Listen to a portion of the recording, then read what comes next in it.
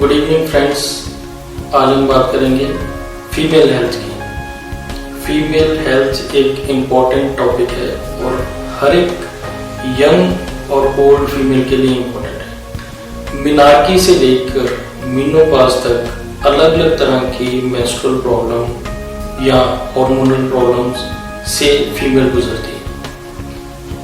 Menarche में जब periods शुरू होते हैं, कईयों को डिलेड पीरियड होते हैं कि एक बार आ गया, उसके बाद काफ़ी देर हुए पीरियड्स नहीं आए, कहीं को 4 महीने बाद आए, किसी को 6 महीने बाद आए, इर्रेगुलरिटी नहीं होती। कई फीमेल्स में थोड़ी ब्लीडिंग होती है, नॉर्मल से कम ब्लीडिंग होती है जिसको स्कैंटी ब्लीडिंग कहते हैं। कई फीमेल्स में हैवी ब्लीडिंग होती है। कई लड़कियों को पेन काफ़ी होती है ड्यूरिंग पीरियड्स। तो ये सारी चीज़ें मिनार्की से शुरू हो जाती हैं और कई बार मेनोपॉज तक चलती रहती है। बहुत कॉमन है आजकल PCOD, पॉलीसिस्टिक ओवेरियन डिजीज।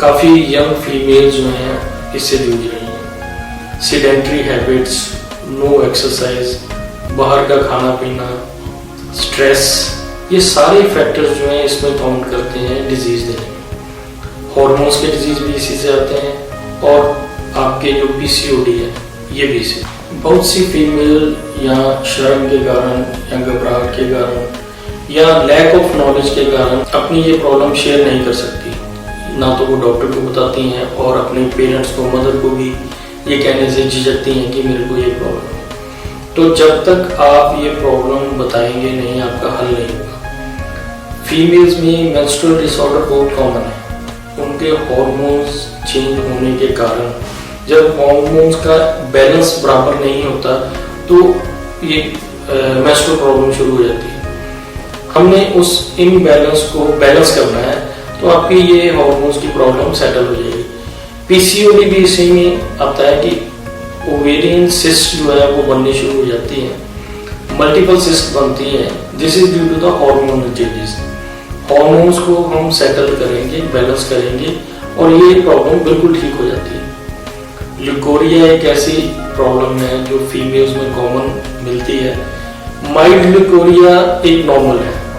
अगर आपके वजाइना से हल्का सा डिस्चार्ज कोई हो रहा है जो ना तो बहुत स्मेली हो ना बहुत स्टिकी हो तो इट इज ए नॉर्मल। अगर बहुत ज्यादा होता है, आपको स्मेल काफी आती है, आपके अंडरगारमेंट जो है ज्यादा गीले हो जाते हैं, तो आपको इसकी ट्रीटमेंट की जरूरत है क्योंकि अंदर कुछ ना कुछ इन्फेक्शन, कुछ ना कुछ इम्बैलेंस चल रहा है आपकी बॉडी में जो ये डिजीज दे रहा है। फीमेल्स में इनफर्टिलिटी का भी यही कारण है कि हार्मोन्स के इम्बैलेंस हुआ और वो लगातार चलता रहा। कई बार ट्यूब ब्लॉक हो गई या यूट्रस में कुछ फाइब्रॉइड बन गया या कोई झिल्ली ऐसी बन गई जो सर्विस को ब्लॉक कर सके, कुछ इन्फेक्शंस ऐसी हो गई जो उसकी इनफर्टिलिटी को बढ़ाती है। थायराइड की भी ऐसी प्रॉब्लम है जो इस चीज को बढ़ाती है। स्ट्रेस फैक्टर्स हैं जो इसके साथ, स्ट्रेस फैक्टर अगर ज्यादा बढ़ जाए देन आपकी हार्मोन्स की प्रॉब्लम बढ़ जाती है। तो आयुर्वेदिक में इसकी क्या ट्रीटमेंट है? आयुर्वेदिक में काफी ऐसी जड़ी बूटियां हैं, काफी ऐसी हर्ब्स हैं जिनके एक्सट्रैक्ट्स को हम यूज करते हैं फॉर फीमेल डिसऑर्डर। चाहे उनकी मेंस्ट्रुअल प्रॉब्लम हो, कम मेंसेस आते हो, हैवी ब्लीडिंग हो, मेंसेस आना बंद हो गए हो, थायराइड के रिलेटेड कोई प्रॉब्लम हो, PCOD हो, ल्यूकोरिया हो, यूट्राइन फाइब्रॉइड हो, हर तरह की प्रॉब्लम के लिए आयुर्वेदिक शास्त्रों में बहुत अच्छे योग दिए हुए हैं जो इस डिजीज को, इस प्रॉब्लम्स को पूरी तरह हल कर सकते हैं। कई फीमेल्स हमारे पास आती हैं जिनके डेवलपमेंट कम हुई होती है, जिनके जर्नल और सेक्सुअल, सेकेंडरी सेक्सुअल कैरेक्टर जैसे ब्रेस्ट है या उनके जो बाकी बॉडी पार्ट्स हैं उनकी डेवलपमेंट कम होती है, तो ये भी एक हार्मोन डिजीज है।